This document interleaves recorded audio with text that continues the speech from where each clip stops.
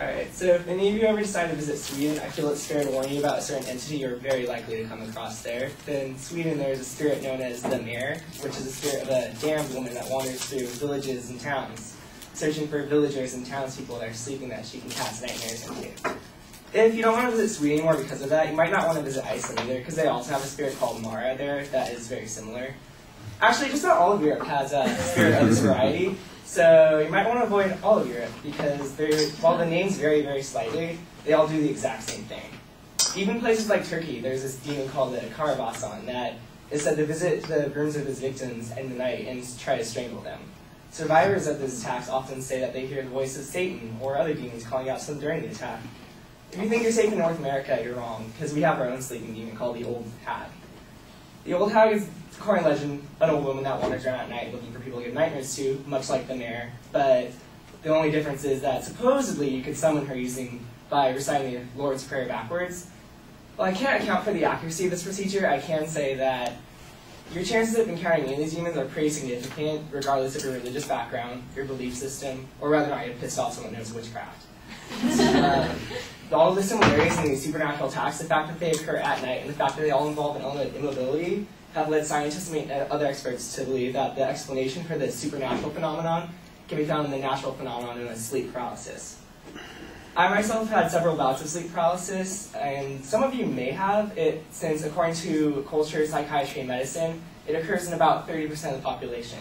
So if you haven't already, it's very likely that you will. So in order to arm yourself against these denizens of the dark, I'm going to tell you what sleep paralysis is, how it can happen, and how you can stop it if it does happen. First of all, sorry.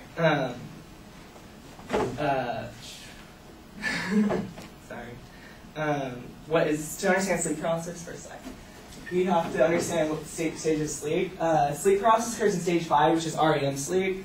REM sleep is rapid eye movement sleep because your eyes are moving rapidly during this stage of sleep. That's not so much significant as is the fact that you can see, this is that stage, sorry.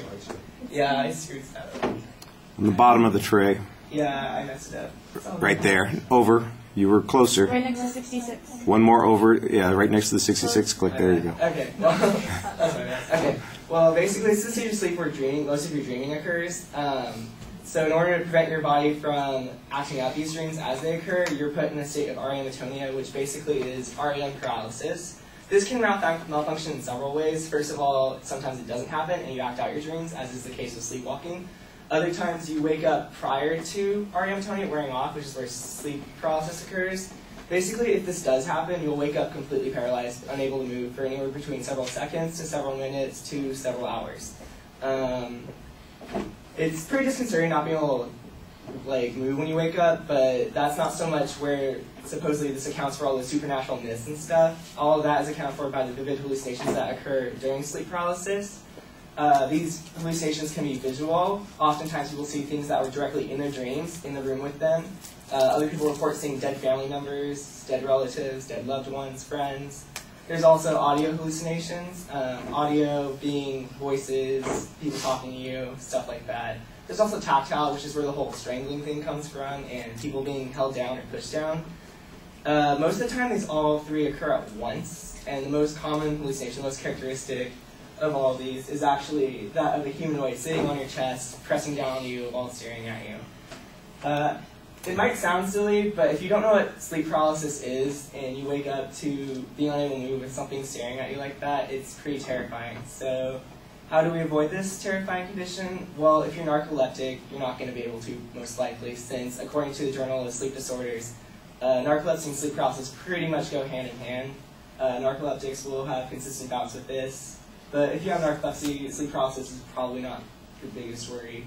For us normal people, or people that don't have narcolepsy, narcoleptics are normal, there's several ways you can induce this. First of all, obviously, stress is obviously something that can affect the process very effectively. You can't really help your stress, but there are certain things that we do when we're stressed out that make sleep paralysis a lot more likely, such as eating, drinking caffeinated beverages or alcoholic beverages in the late hours, or even smoking in the late hours. That can disrupt your sleep cycles, as can stress in general. So avoiding doing those to cope with stress in the late night hours is probably a pretty good idea.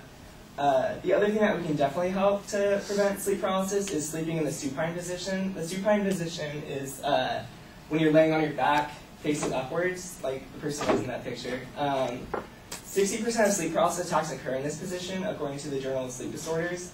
So by avoiding this position, you can decrease your chances pretty significantly. People that have had consistent bouts of sleep paralysis said that when they were directed to stop sleeping in this position, the sleep paralysis episodes either decreased significantly or ceased altogether.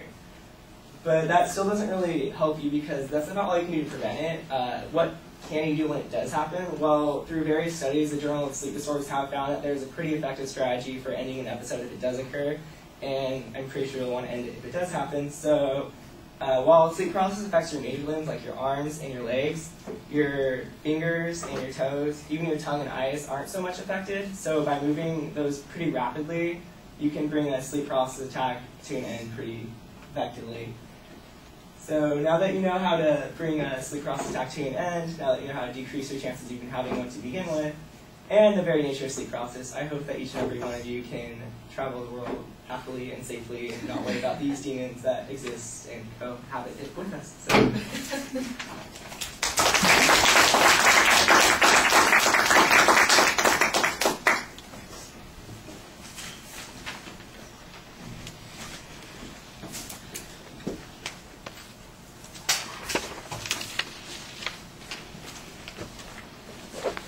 Thank you.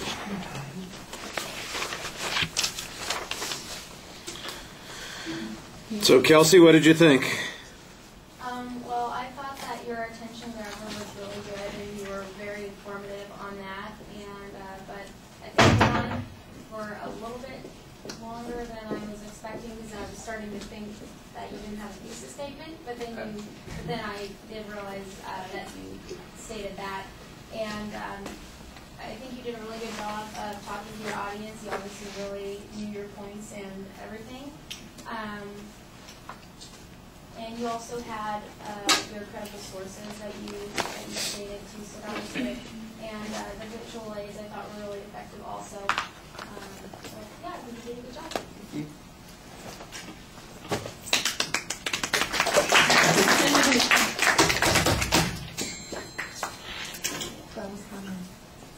What kind of smoking is it? Not weed, cigarettes, nicotine. I figured. Yeah, stuff that keeps you up Like late, yeah. Yeah, I like the opening too. I thought it was creative. It draws us into the topic without, just being too direct. It's an interesting way of getting to that particular point. I thought you had a really good transition to the thesis when you got there, and there's a there's an excellent preview. It's easy to follow at the beginning of the speech. Internally, I think your signpost needed to be a little bit clearer. Once you got going into the material, it just seemed like you were plowing through it. Occasionally, remind the audience where you are, and I think you'll be a little bit better off. Good supporting material for the most part. I heard some citations early on in the speech. I'm not sure I heard quite as many in the later half of the presentation, so you might want to double check that. Maybe I missed them. Watch the video and see if you can hear the references again. Like I said, I heard them earlier in the speech, but in the last 2 or 3 minutes it seemed like they trailed off. It's easy to follow. The visuals, we had a little bit of an issue with it, but that's just a planning issue. That's something that you can fix, but you do want to try and get that set ahead of time. That's just one of those things. Let me make sure I've got everything set. Yeah. I plan it out so that it's minimal process during the speech. It happens though. It comes up. I thought the picture was kind of disturbing. I'm creeped out by that guy sitting on your chest. I actually did think that the bar graph was an interesting way of visualizing the frequency of the paralysis with the sleeping position. I thought that explained it pretty simply. The only thing that you might have added, instead of at the bottom having all the names of the different sleeping positions, if you had an icon, for instance, that showed each of the sleeping positions, might have made it a little bit clearer. But that's just a nice, that's just something extra. It's not that what you did was wrong. It's just what could I do that would make it a little bit more interesting. I think that you do a nice job delivering the speech. You've got good energy. but occasionally you're a little flip about the whole thing. Sometimes